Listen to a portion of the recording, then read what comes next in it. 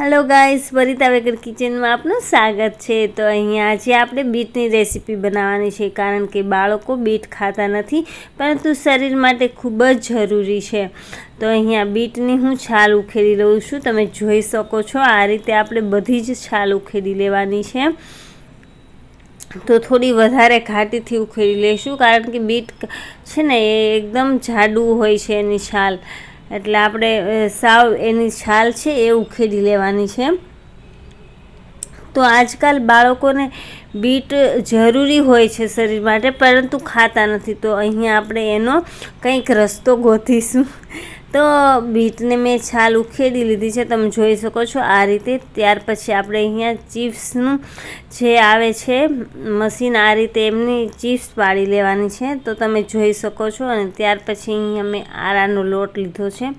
તો આરાના લોટથી આપણે અહીંયા કોટ કરી દઈશું। તો કોટ થઈ ગયા પછી આપણે એમને ફ્રાય કરવાની છે।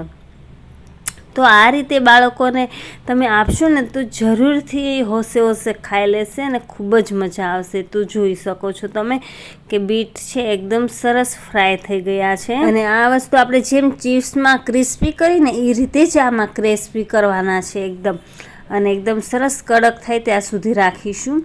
તો અહીંયા જો એકદમ મસ્ત ફ્રાય થઈ ગયા છે। તો હવે આપણે અહીંયા સંચળ અથવા તો પાણીપુરીનો મસાલો છાંટી લેવાનો છે।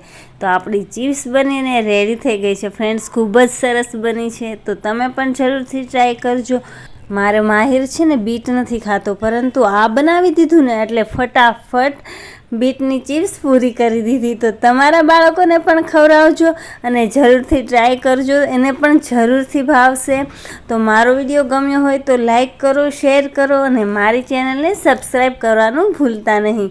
અને મારો વિડીયો કેવો લાગ્યો એ મને જરૂરથી કમેન્ટ કરીને કહેજો, અને મારી ચેનલને સબસ્ક્રાઈબ કરજો, જેથી બાકીના બધા જ વિડીયોની રેસીપી સૌથી પહેલાં તમને મળે। જય શ્રી કૃષ્ણ।